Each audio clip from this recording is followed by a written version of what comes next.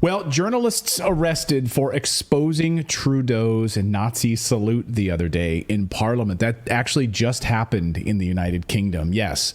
We'll get to that part of the story in a moment. But first, will Trudeau resign? Chorus of calls now for Trudeau to resign. And we remain on Trudeau watch as new details emerged overnight about Trudeau's cocaine adventures in India. And Trudeau was high, plane full of cocaine. Ex-diplomat makes stunning claims. So we have been learning more information now about just how much cocaine, how long he was out of it, how long the plane was grounded. So again, these reports come to us from Deepak Vohra, and we'll just put it up here on the screen, and you can kind of read along with us here. He's the ex-diplomat who made these shocking claims about Justin Trudeau, about the airplane being filled with cocaine. And he says that basically he missed the G20 dinner because he was high on drugs and out of it. This is a stunning claim.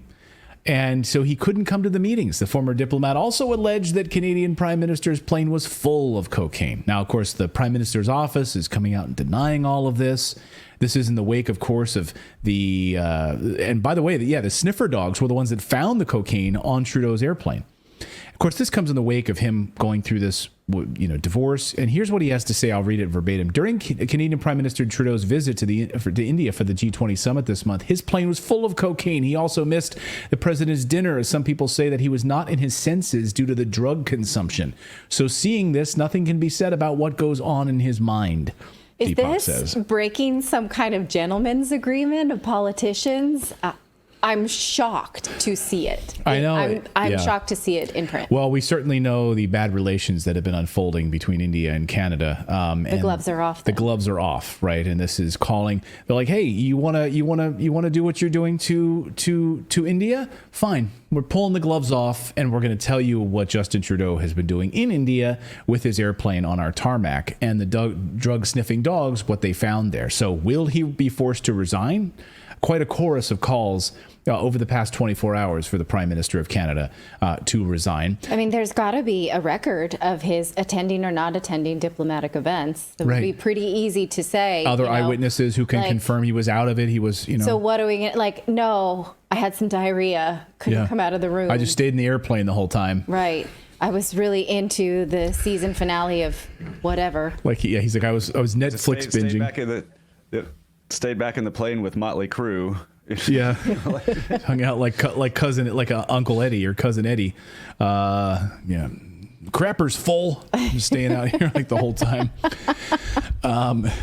That's a Christmas Vacation, a National Lampoon's. You got a Christmas Vacation reference there, but that was good. I liked it. Meanwhile, a bombshell out of the UK tonight on Justin Trudeau, where a UK journalist was arrested for reporting about Justin Trudeau, covering the story essentially. This comes to us from Sputnik and reported on multiple news outlets. A UK journo arrested for malinformation after exposing Trudeau applauding a Nazi. So if you speak out against Trudeau, you could be arrested. That's exactly what happened. And I'm just going to go through the piece.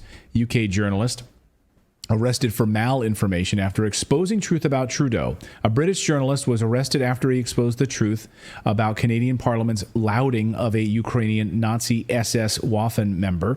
The Waffen SS member, as British police clamp down on anybody sharing mainstream news on the internet.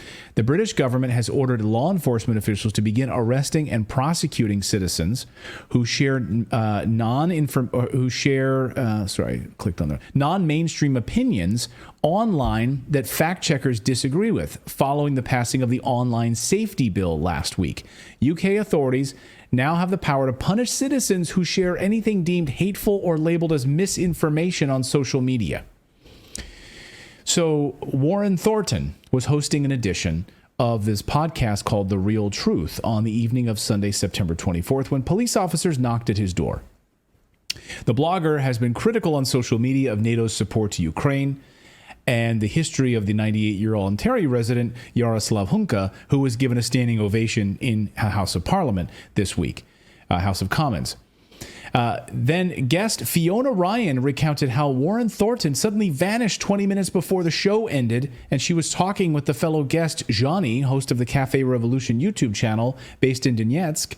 And then suddenly, as Thornton was confirmed that the officers from the regional cybercrime unit invited him to be interviewed. When he declined, they put him under arrest, drove him into a police station in Bristol, many miles from his home. They attempted to serve him with a formal caution for malinformation in relation to 16 videos he'd posted on social media. Is that against the law? I mean, in the UK, apparently, I guess you can't. And this is exactly, of course, what Canada is trying to do, and trying to ban the truth in Canada as well by internet censorship and making sure that the Canadian government has a clampdown on what is and what is not allowed to be presented. Yeah, we're going to talk next about laws in the EU about censorship. The EU still does have a freedom of expression law on the books, but we'll see how much that is put into place. Also, if we can bring up the laptop of what I just sent you, you'll notice now that in Canada, users have submitted to Wikipedia for an edit of Jaroslav Hunka, who is the member of the Nazi Party that was saluted by Canadian Parliament. If you take a look at his Wikipedia page, you can see here this note. This article is being considered for deletion in accordance to Wikipedia's deletion policy, because users are trying to get it removed that he was ever in Parliament or a member of Parliament. So now they're working to remove this, just strike it from the record. It didn't happen. It didn't exist. It embarrassed us. We're working to, it says, please share your thoughts on this article's deletion discussion page. Well, this is exactly what David Creighton spoke about on our show yesterday, which is that the Trudeau government, of course, attempted to wipe from the parliamentary record that he ever appeared there and was given a standing ovation. They literally tried to rewrite history.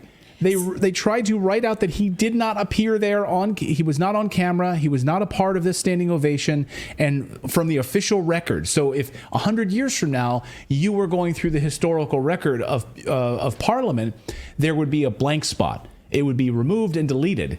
Fortunately, the opposition stood up and said, we're not voting for that. Absolutely not. It will be part of the historical record. How would the historical record then explain, like, the Speaker of Parliament stepping down? Diarrhea. Everyone in Canada has diarrhea. Yeah, he ate too much poutine. I don't know. Yeah, I don't know. How would you? Why did he step down? He just was having a bad day, and he just decided to step down. You'd have to take out the whole chunk then, right?